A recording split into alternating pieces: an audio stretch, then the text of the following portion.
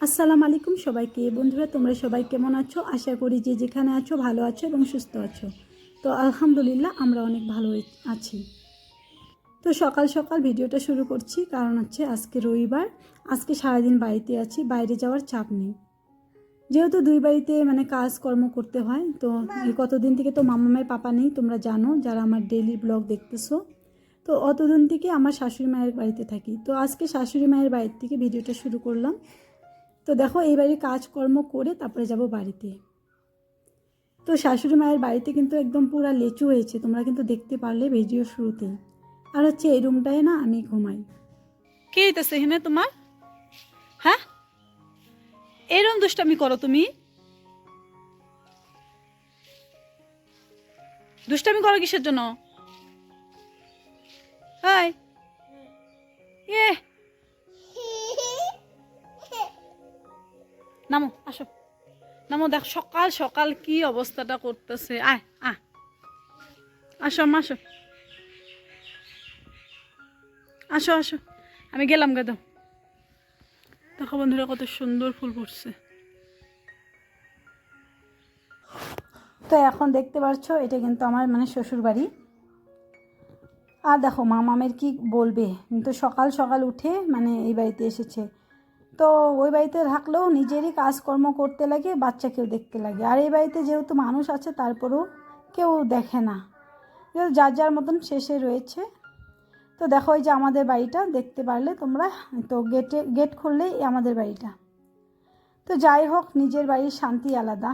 যেহেতু ওইটাও নিজের বাড়ি, কিন্তু তারপরেও নিজের না। কারণ হচ্ছে ওইখানে যেহেতু আমার কোনো অধিকারই নেই। অধিকার নেই বললে ভুল, অধিকার তো পুরাই আছে, বাস। যাই হোক, এগুলো তোমাদের সঙ্গে আর নাই বা বললাম। তো বন্ধুরা দেখো, আমার বাড়ির আম গাছে আমগুলো কত সুন্দর বড় হচ্ছে। আর দেখো এই পাশে ওই গাছে আম বড় হয়েছে, পাকবে। আর এই পাশে এখন আমের ফুল আসতেছে।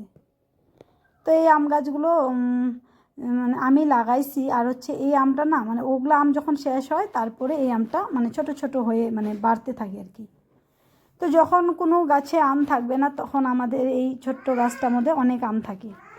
তো এবার তো ভিডিও করতেছি, আরেকবার দেখাইতে পারিনি, কারণ আরেকবার তো আর এই চ্যানেলটা ছিল না। তো ইনশাল্লাহ এবার দেখাবো। আর হচ্ছে দেখো আমার বাগানটাও কত সবুজে ভরে যাচ্ছে। তো এই যে দেখতে পারবে শশা এসেছে গাছে। এই যে দেখো শশা ছোট্ট করে এরকম অনেক শশা গাছে বড় হচ্ছে এখন।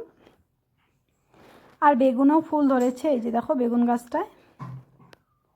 তো দেখতে দেখতে গাছগুলো সব বড় হয়ে গেল। তো এগুলো রোজার মাসে গাছ লাগাইছিলাম, আর এখন দেখো 1 মাস 2 মাসের মধ্যেই ফল ফুল চলে এসেছে।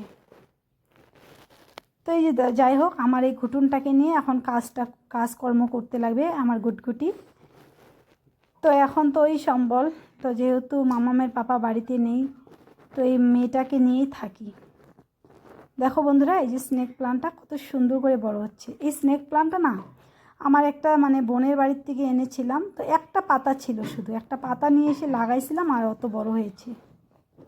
আর হচ্ছে এই পাশেও দেখো, এগুলো আমি একটা কিনে আনছিলাম, আর বাকিগুলো পাতার থেকে হয়েছে। তো যাই হোক বন্ধুরা, চলো এখন কাজে কর্মে লেগে পড়ি। তো ঘুম থেকে উঠে ওই বাড়িতে কাজকর্ম অলরেডি করে নিয়েছি। আর বাড়িতে এসে না নিজের বাড়ির গাছগুলো না দেখলে ভালোই লাগে না। তো রোজ দিনই সকালবেলা উঠে এটাই ডিউটি। তো দেখো এই যে কিছুদিন আগে মামামের বাবা কয়টা সুপারি পাড়ছিল গাছের থেকে। তো ওর মধ্যে কিছু সুপারি আমি আগে শুকিয়ে নিয়েছি, আর কিছুগুলো কাটতে পারিনি, সময় ছিল না। সেই জন্য আজকে রবিবার, হাতে সময় আছে, বাড়িতেই থাকবো, স্কুলে যাব না, সেই জন্য আজকের সুপারিগুলো কাটা দিব। আর হচ্ছে কেটে দিলে আজকে বাড়িতে আছে না শুকাবে। আর কি হয়েছে, আগের সুপারিগুলো না কাটছিলাম, তো সুপারিগুলো রোদ্রে রেখে স্কুলে গিয়েছিলাম, তারপরে আইসে দেখি বৃষ্টি জল পেয়ে একদম সুপারিগুলো ভিজে এখন দেখো লাল হয়ে গেছে। তোমরা তো দেখলে সুপারিগুলো। তো কালকে রাত্রে বৃষ্টি পড়েছে, আর আজকে রোদ্র উঠেছে। দেখো গাছগুলো খুব তাজা তাজা হয়ে গেছে। বৃষ্টি ওঠার পরে যখন রোদ্র উঠে না, তখন খুব সুন্দর লাগে সব কিছু। আর হচ্ছে দেখলে সূর্যটা কতটুকু উঠেছে। তো এখন বেলা হচ্ছে 9টা 9:30 মতন বাজে। তো কিছু সুপারি কেটে নিয়েছি, দেখো এই যে সুপারিগুলো রোদ্রে দিয়ে দিলাম। তো এগুলো আমাদের গাছের সুপারি। তো অনেক সুপারি হয়েছিল, তো শাশুড়ি মাকে অনেকগুলো দিয়ে দিয়েছি, কারণ আমি তো আর এত সুপারি খাই না, তো মাঝে মাঝে অল্প স্বল্প খাই, আর লোকজন আসলে লাগে, সেজন্য অল্প সুপারি আমি রেখেছি। আর মানে বেশিরভাগ আর কি অনেক গাছ, তো এই সব গাছের সুপারিগুলো শাশুড়ি মাকে বলেছিলাম, পেরে নিয়ে গিয়েছে ওরা। তো যাই হোক, দেখো এখন রান্নাঘরটা সেরে নেব, কারণ এই কতদিন থেকে তো রান্নাবান্নাও করিনি। তো যাই হোক, এখন তো রান্নাবান্না হয়তো করতে লাগতে পারে, কারণ মামামের পাপা কোন দিন না কোন দিন আসবে, তার নাই ঠিক। তো রোজ দিন তো আর আমি ওদের বাড়িতে খাইতে পারবো না। তো যাই হোক, নিজে রান্নাবাড়ি করতে লাগবো। তো আজকে রবিবার, আজকে মানে ঘর দুয়ার ভালো করে পরিষ্কার করে নিচ্ছি। তো দেখা যাক, রাত্রের থেকে আমি নিজে রান্না করে তারপরে খাবো। তো গ্যাস টেসগুলো না একদম ধুলো ধুলো হয়ে আছে, তো সব কিছু ঢেকে রেখেছিলাম, তারপরেও ধুলো হয়ে আছে। তো সেগুলো আবার উঠিয়ে টুটিয়ে ভালো করে ঝাড়পোছ করে নিচ্ছি। তো আজকে ঘরটা ঝাড়টার দিয়ে মুছামুছি করে রাখবো, তো রাত্রেবেলা রান্না করবো ইনশাল্লাহ। তো দেখো যে এত যে ধুলা কোথার থেকে আসে, আর কালকে রাত্রে যখন বৃষ্টি হয়েছিল না, তার সঙ্গে হাওয়া ছিল, তো সের জন্য মানে ধুলাটা বেশি হয়েছে। তার সঙ্গে দেখো কিছু অল্প বাসন হয়েছিল, তো যেগুলো স্কুলে টিফিন নিয়ে যায় বা মামামের জন্য সেমাই টেমাই বানাই, তো এগুলোই মানে বাসনগুলো অল্প ধুয়ে নিব। আর তার আগে একটা কাজ করব, তার আগে আমি হচ্ছে কাপড়গুলো ভিজিয়ে ধুয়ে নিব। তো ওই বাড়ির কিছু কাপড় বেরোয়েছে, তো মাকে বললাম যে না, ওই বাড়িতে তো আর কাপড় ধুতে কষ্ট হয় না, কারণ ওদের মানে ঘরের ভিতরে ট্যাপ আছে, মানে কাপড় ধুতে অসুবিধা হয় না। তা তো লাইন তো নেই, কালকের থেকে লাইন নেই, তো মানে সেই জন্য মোটরেও পানি এখন শেষ হয়ে যাবে আমি যদি কাপড়গুলো ওদের বাড়িতে ধুই। তাই জন্য ওদের কাপড়গুলো সব নিয়ে এসেছি, তাই যে এখন আমি ধুয়ে দিব, আমাদেরটাও ধুবো ওদেরটাও ধুবো। তো কাপড়গুলো ভিজিয়ে ধুয়ে এই যে বাসনগুলো বোতলগুলো এগুলো ভরে নেব, কারণ হচ্ছে কাপড়গুলো না একটু ভিজিয়ে রাখলে ভালো সুন্দর ছাপা হয়। তো আমি অল্প আধা ঘন্টা হোক 1 ঘন্টা হোক মানে ভিজিয়ে রাখি, যদি বেশি হাতে সময় থাকে তাহলে 1 ঘন্টা সময় দিয়ে তারপরে ধুই, আর না হলে আধা ঘন্টা হলে ধুয়ে দিই। তো আজকেও সেটাই করছি, মানে 20 মিনিট মতন হয়ে গেল কাপড়গুলো ভিজিয়ে রেখেছি। তার আগে যেগুলো আছে উঠোন বাড়ি এগুলো সব সাফা করে নিয়েছি আমি, আর এই যে এখন বাসনগুলো মেজে তারপরে কাপড়টা ধুয়ে দিব।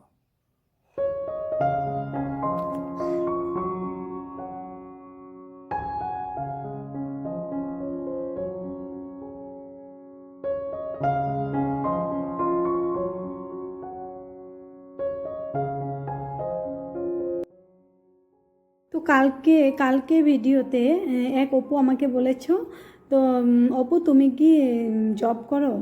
তো জব করি বলতে আমি মানে আমাদের লোকালি একটা স্কুল আছে প্রাইভেট, ওই স্কুলটায় পড়াই। তো কালকে সেটাই ভিডিওতে তোমাদের সঙ্গে শেয়ার করেছি।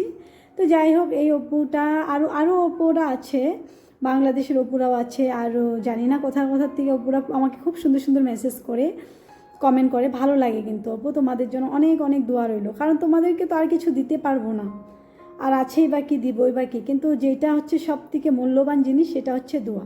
তো তোমরা যারা আমার ভিডিও দেখো তাদের সবার জন্য অনেক অনেক দোয়া রইল। আল্লাহর কাছে দোয়া করি যে আল্লাহ যাতে তোমাদেরকে সবাইকে ভালো রাখে, সুস্থ রাখে, আর তোমাদের যত নেক আশা আছে সব যাতে আল্লাহ পূরণ করে।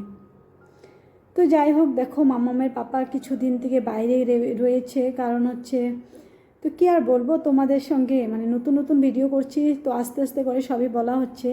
তো আমার শ্বশুরবাড়িটা কিন্তু অনেক মানে ওরা কিন্তু অনেক ধনী মানুষ, তো 2টা চাকরি আছে মানে ওদের বাড়িতে, কিন্তু আমার হাজব্যান্ড না ওই বাড়ির বড় ছেলে। তো যখন থেকে বিয়ে করে নিয়ে এসেছে আমাকে, মানে ওরা আর কি মেনে নিতে পারে নাই, তো আমাকে না তো আলাদা করে দিয়েছে। তো দেখোই তো আমরা যে কোন জায়গাটায় থাকি। তো যাই হোক, আলহামদুলিল্লাহ এখন যে আমাদের ঘরটা আছে না, যেহেতু বারান্দা টারান্দা নেই, যাই হোক রঙও নেই, বারান্দাও নেই, বা জানলা দরজাও এখনও কমপ্লিট হয়নি, কিন্তু তারপরেও মাথা গোঁজার জায়গা একটা হয়েছে। আর প্রথমে কী হয়েছিল জানো, আমাদের একটা ব্যাগ দিয়ে জীবন মানে এদিকে ওদিকে, এই বাড়িতে আজকে মামার বাড়িতে কাকার বাড়িতে থেকে থেকে দিন গিয়েছে। তারপরে যখন প্রথম এসেছিলাম না, তো আমাদের যে রান্নাঘরটা আছে না, ওই রান্নাঘরটাতে আমরা 3 বছর কি 4 বছর ছিলাম। তো এই 1 বছর থেকে এই রুমটার মধ্যে মানে ভালো করে থাকতেছি, মাঝে মাঝে ঢুকি আবার বাড়ায়। প্রথমে দেওয়াল গাঁথনি হয়েছিল, তারপরে কিছুদিন থাকলাম, কারণ মামাম তখন হয়েছে, মামামকে নিয়ে ওই টিনের ঘরে এক রুমে রান্নাবাড়ি করে থাকা যায় না, সেই জন্য এই রুমে ছিলাম। তারপরে আবার মানে যাই হোক ভাগ্যবশত আমাদেরকে টাইলসটা লেগে দিল মাজাতে। তো মাজাটা যখন করে দিল তখন খুব ভালো হলো, আর প্লাস্টারও করে দিয়েছে এখন। তো আমার শ্বশুরেরও একটা মানে ওরা শ্বশুর আর শাশুড়ি মা দুজনই গভর্নমেন্ট সার্ভিস করে। তো ওই বাড়িতে থাকে আমার দেওর ননদ, তো সবাই থাকে, বাস আমরা হচ্ছে এই বাড়িতে থাকি।